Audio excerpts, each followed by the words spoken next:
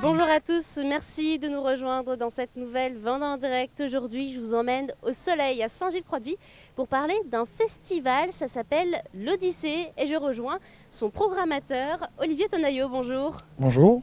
Alors, l'Odyssée, ça se passe sur 2 dates, c'est les 2 et 3 septembre et c'est un festival de musique actuelle. Et c'est la deuxième année qui vient ici, à Saint-Gilles-Croix-de-Vie. Alors peut-être présenter ce festival qu'on ne connaît peut-être pas pour certains. Alors oui, en effet, de toute façon, c'est un nouveau projet qui a été monté. L'année dernière, il y a une date qui a été faite au mois d'octobre, enfin novembre plutôt, parce que vu qu'avec le Covid, on n'a pas pu lancer le projet comme on voulait, on s'est dit au lieu de rien faire, on allait quand même lancer une soirée. Et vu la situation actuelle, normalement c'était un projet en plein air qu'on devait lancer, et on s'est dit que on allait le faire sur la salle pour l'instant, sur 2 jours, on allait continuer à évoluer et grossir l'événement C'est la avant salle de de passer sur le la plein air. conserverie, pour Voilà, préciser, à Saint-Gilles-Croix-de-Vie, à l'entrée de la ville. exactement. Alors là, pour cette deuxième année, qu'est-ce qu'on va retrouver en termes d'artistes, de programmation parce que sur 2 jours, en fait, c'est assez chargé. Il y a une dizaine d'artistes à peu près. Oui, c'est ça. Alors sur les 2 jours, on a le vendredi soir, on a Fakir en DJ qui a quand même tourné maintenant un peu dans le monde entier quand même. Donc on est très très content de pouvoir le faire en électro house, clairement, c'est vraiment génial. On est vraiment fiers de pouvoir les faire là, ici. Mhm. Ensuite, nous avons Qui que ça en hip-hop. On va dire c'est un peu la nouvelle génération qui est en train d'arriver. En plein pot, clairement. Là, voilà. Il n'y a Qui que ça, et le lendemain, on a le JPK aussi qui est dans la même veine. Et c'est vraiment les figures montantes du hip-hop à l'heure actuelle, clairement. Ensuite, on retrouve donc Emma Peters le vendredi aussi, Mhm. révélation en chanson féminine, chanson française et C'est un pas peu que plus française. classique Un peu plus là classique, pour le voilà. Mais c'est répertoire. très très classe, voilà. Elle chante aussi en anglais. Enfin, elle est pas mal émergée avec Internet et les réseaux. Voilà. Et on a aussi des groupes vendéens. On a un petit groupe vendéen qui va faire sa première représentation le vendredi, ça s'appelle Montalo. Alors c'est pas des mecs qui démarrent tout juste, c'est les mecs de chansons d'occasion qui montent un nouveau projet, beaucoup plus électropop. Et donc voilà, et vu qu'il y en a 2 d'entre eux qui font partie de l'assaut, bah, c'était bien normal qu'ils soient présents ce jour-là. Donc voilà, ça c'est le vendredi. Le samedi, on a donc Claire qui est venue il n'y a pas si longtemps que ça à Saint-Gilles, Mhm. Croix-de-Vie, enregistrer un clip avec Philippe Catherine. Elle est produite par Philippe Catherine d'ailleurs. Et elle a fait un morceau sur Saint-Gilles Croix-de-Vie. Donc pour nous c'était un peu une évidence de pouvoir la placer sur cette soirée-là. On a Dynamite Shaker, le groupe de rock local qui est en train de jouer partout, clairement. C'est Qui se leur développe année, quand même pas mal c'est aussi. vraiment la grosse année pour eux là, de développement. Donc bah, voilà, étant du coin, ça nous semblait aussi logique qu'ils soient là. Ensuite, il y a Songe. Songe qui a été une révélation en 2018, mais qui a été énormément soutenu par le réseau professionnel, mais peu par.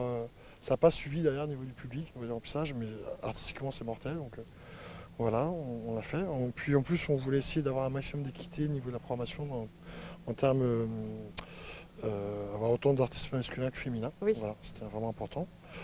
Et ces artistes aussi, ils sont tous jeunes. Alors on les a pas tous énumérés, Oui, mais ce sera peut-être aussi un peu la découverte d'ailleurs. Mais c'est des jeunes artistes aussi, c'est important de pouvoir les faire découvrir aussi ici. c'est indispensable en fait, ça fait partie du jeu. Et il faut faire du développement quoi qu'il en soit. Même les gros événements font du développement et ça fait partie du jeu. Si on veut avoir des grosses têtes d'affiche plus tard, il faut bien qu'ils démarrent quelque part. Voilà. Alors, il y a de la découverte, mais l'esprit du festival, c'est aussi, on s'adresse aux jeunes principalement. Alors, le premier public quand même qui se déplace en festival, ça reste quand même les jeunes.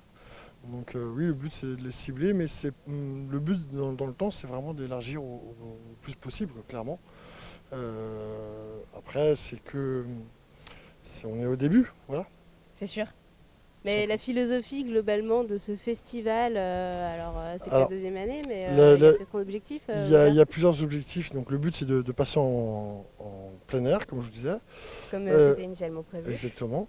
L'objectif étant aussi, il y a quand même aussi un engagement en termes écologiques, en termes empreinte carbone.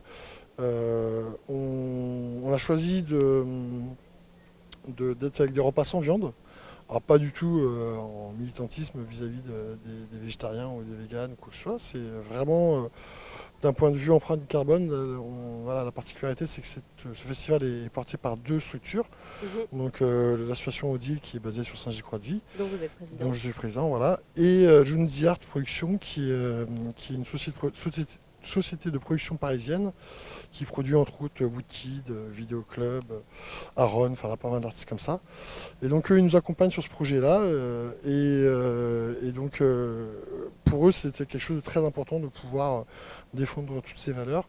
Donc on espère pouvoir monter des actions au fil des années aussi par rapport à tout ça, par rapport à l'écologie, on essaie de travailler avec que des produits locaux, toutes nos bières sont des bières locales, en tout cas au moins du territoire vendéen, elles ne viennent pas de l'autre bout de la France. La restauration pareil, on essaie de travailler que du local aussi. Un maximum dans ces engagements-là. Mais c'est incroyable quand même qu'une société parisienne soutienne aussi ce genre de festival. La particularité local, que j'ai, c'est que je suis aussi programmateur du festival de la Nuit de l'Erdre à Nord-sur-Erdre. Et donc je travaille sur un gros événement depuis des années. Je connais toutes les boîtes de prod, je suis en contact avec eux à l'année. Donc moi, quand j'ai voulu monter ce projet-là, à l'époque, j'en ai parlé aux copains, eux, ils étaient OK pour me suivre.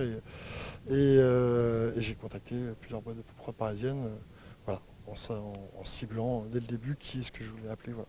Et on est reparti pour la deuxième année. Alors peut-être juste pour terminer, l'année dernière, comment ça s'est passé pour redonner envie aux gens de revenir ou de découvrir? C'était une super édition, une pure ambiance, on était vraiment contents, tous les retours étaient excellents.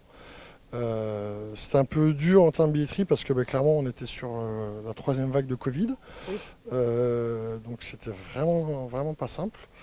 Mais voilà, on sent que la machine est vraiment en train de s'accélérer. Là, il y a eu beaucoup plus de budget qui ont été mis. On est passé sur 2 jours. On sent que la billetterie est en train de vraiment s'accélérer. Donc c'est bien, ça progresse bien comme il faut, quoi. Et peut-être que ça va encore se développer. Faut s'inscrire, acheter les billets à l'avance. Il y a encore des places? Alors oui, il y a encore des places. On en retrouve sur tous les réseaux habituels. Fnac, Ticketmaster, Ticketnet. Et puis surtout sur le site Odyssée Festival. Ou là-bas, là aussi, il y a la billetterie, voilà, tout simplement. On en trouve à peu près partout maintenant. Super. Voilà. Et c'est le festival L'Odyssée, le 2 et 3 septembre, ici à Saint-Gilles-Croix-de-Vie, à la salle de la Conserverie.